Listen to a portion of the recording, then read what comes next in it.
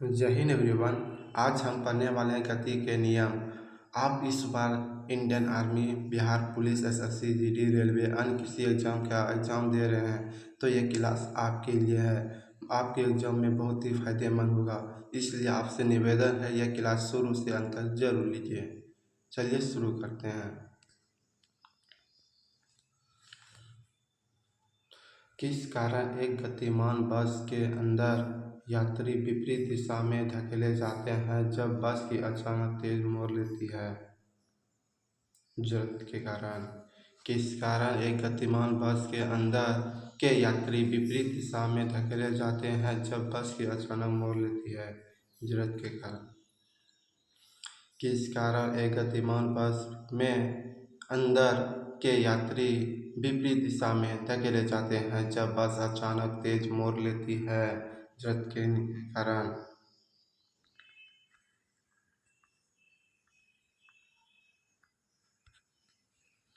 Rocket किस दिशा पर कार्य करती है? संवेग संरक्षण का नियम। रॉकेट किस सिद्धांत पर कार्य करती है? संवेग संरक्षण का नियम। रॉकेट किस दिशा पर कार्य करती है? संवेग संरक्षण का नियम। रॉकेट किस सिद्धांत पर कार्य करता है? संवेग संरक्षण का नियम। रुकी हुई गाड़ी का अचानक चलने से उसमें बैठे यात्री का पीछे की ओर झुकने का कारण क्या है? यह कारण है जरूरत का कारण। रुकी हुई गाड़ी का अचानक चलने से उसमें बैठे यात्री का पीछे की ओर झुकना कारण है। जरूरत का कारण। रुकी हुई यात्री का अचानक चलने से उसमें बैठे यात्री का पीछे की ओर झुकने का कारण है। जरूरत का कारण।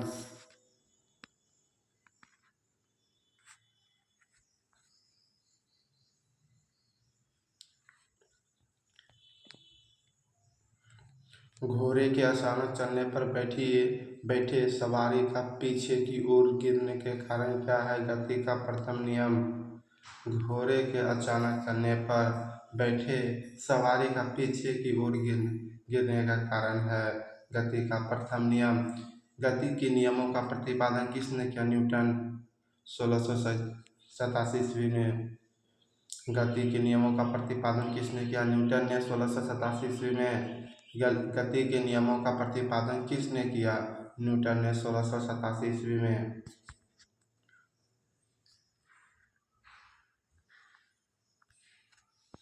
बंदूक से गोली निकलने पर पीछे की ओर झटका लगना गति के किस नियम पर आधारित है? तृतीय नियम। बंदूक से गोली निकलने पर पीछे की ओर झटका लगना गति के किस नियम पर आधारित है? गति के तृतीय नियम। गति के किस नियम को जरूरत का नियम कहा जाता है? पहला या प्रथम? गति के किस नियम को जरूरत का नियम कहा जाता है? पहला या प्रथम? क्रिया प्रतिक्रिया नियम है तीसरा नियम। क्रिया प्रतिक्रिया नियम है तीसरा नियम। अब हम पढ़ने वाले हैं ऊष्मा। ऊष्मा व ऊष्मा के ताप 32 डिग्री फ़ारेनहाइट डायस के बराबर होता है 0 डिग्री सेल्सियस पर। 32 डिग्री फ़ारेनहाइट डायस के बराबर होते हैं 0 डिग्री सेल्सियस। 32 डिग्री फ़ारेनहाइट डायस के बराबर होता है 0 डिग्री सेल्सियस। 295 केल्विन का तापमान डायस के बराबर होता है 22 डिग्री सेल्सियस। 295 केल्विन तापमान डायस के बराबर होता है 22 डिग्री सेल्सियस।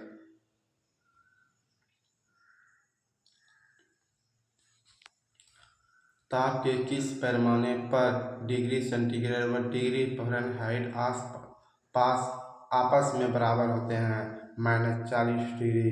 ताप के किस पैमाने पर डिग्री सेंटीग्रेड व डिग्री फ़ारेनहाइट आपस में बराबर होते हैं? -40 डिग्री। ऊष्मा संचरण की किस विधि के माध्यम से आवश्यकता नहीं होती? विकिरण। ऊष्मा संचरण के किस विधि में माध्यम की आवश्यकता नहीं होती है? विकिरण। ऊष्मा संचरण की किस विधि में माध्यम की आवश्यकता नहीं होती है? विकिरण।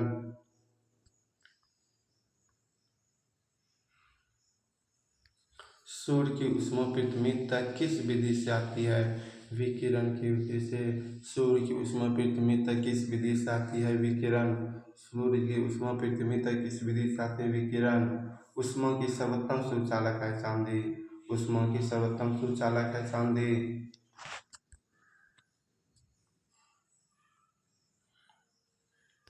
धातु में ऊष्मा का संचरण विधि होती है चालन चलन चलन।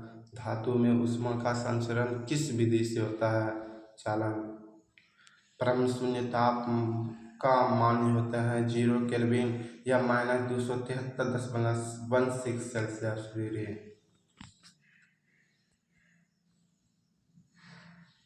मानव शरीर का सामान्य ताप है 36.9 सेल्सियस या 98.40 फ़ारेनहाइट या 310 केल्विन। अब हम पढ़ने वाले हैं दोस्तों दाब एवं वायुमंडल दाब।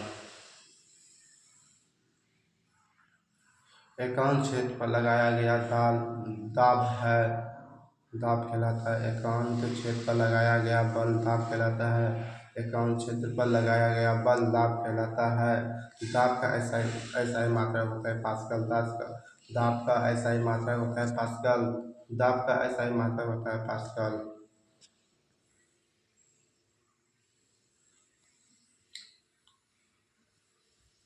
वायुमंडलीय दाब की गणना किस यंत्र के द्वारा की जाती है? बैरोमीटर। वायुमंडल दाब की गणना किस यंत्र के द्वारा की जाती है? बैरोमीटर। वायुमंडल दाब की गणना किस यंत्र के द्वारा की जाती है? बैरोमीटर। एक भार का मान किसके बराबर होते हैं? 10⁵ न्यूटन मीटर।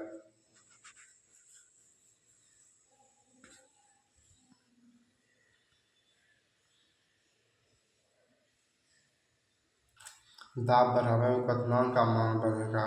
दाब बढ़ाने में क्वथनांक का मान बढ़ेगा। बैरोमीटर पाठांक का तेजी से नीचे की गिरना संकेत देता है आंधी तूफान।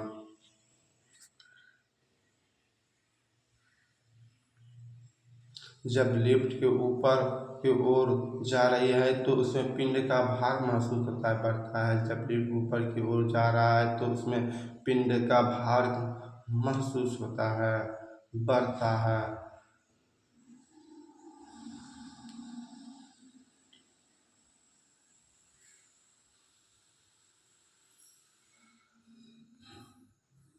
हाइड्रोलिक वेपर की सिद्धांत पर क्या करती है पास्कल? हाइड्रोलिक ब्रेक की सिद्धांत पर कार्य करते हैं पास्कल। बैरोमीटर वर्षा के संकेत देगा जब पाठ्यांक धीरे धीरे नीचे की ओर गिरता है। अब पढ़ने वाले दोस्तों घनत्व। सभी टॉपिक का 10-10 प्रश्न लिए हैं BBI, इसलिए आप सब लास्ट तक पर जरूर बने रहिए।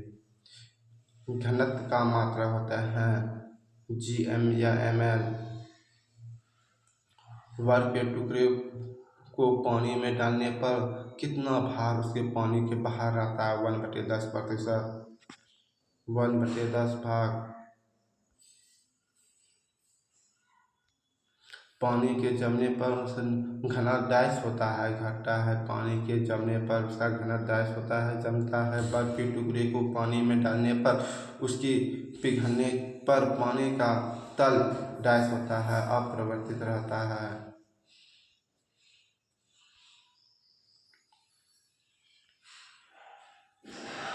जब कोई जहाज नदी के तैरता हुआ समुद्र में प्रवेश करता है तो जहाज का तल डैश होता है थोड़ा ऊपर उठता है। जब कोई जहाज नदी के तैरता हुआ समुद्र में प्रवेश करता है तो जहाज का तल डैश होता है थोड़ा ऊपर उठता है। निम्न में से किसका घनत्व सर्वाधिक होता है? ठोस। निम्न में से किसका घनत्व सर्वाधिक होता है? ठोस।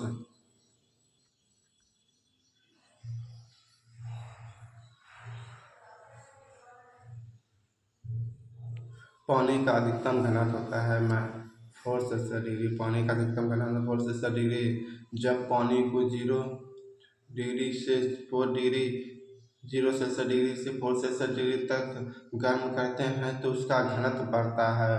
उसका घनत्व बढ़ता है जब पानी को 0 डिग्री सेल्सियस से 4 डिग्री सेल्सियस तक गर्म करते हैं तो उसका घनत्व बढ़ता है। निम्न में से किस जल का घनत्व अधिकतम होता है? समुद्र जल। निम्न में से किस जल का घनत्व अधिकतम होता है? समुद्र का जल। निम्न में से किस जल का घनत्व अधिकतम होता है? समुद्र के जल। अब हम पढ़ने वाले हैं दोस्तों गति व गति के प्रकार।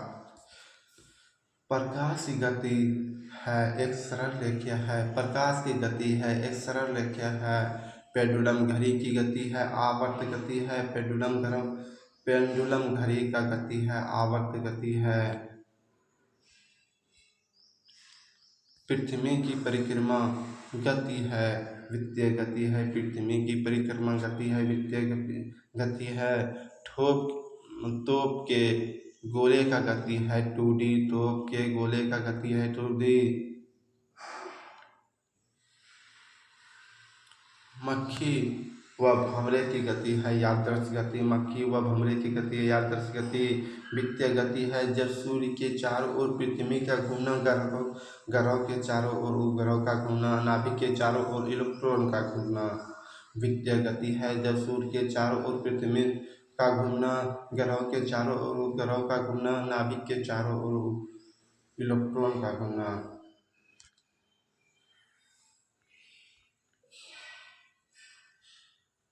उड़ते हुए पतंग में कौन सा गति है 2D। उड़ते हुए पतंग में कौन सा गति है 2D। बिजली के पंख की गति है घूर्णन गति। बिजली के पंखे की गति है घूर्णन गति। बिजली के पंखे की गति है घूर्णन गति। ऊंचाई से गिरते हुए पत्थर की गति होती है रेखीय गति। ऊंचाई से गिरते हुए पत्थर की गति होती है रेखीय गति। सो दोस्तों यहाँ पर मेरा प्रैक्टिस सेट समाप्त होता है। अब कल अगले प्रैक्टिस सेट में मिलते हैं।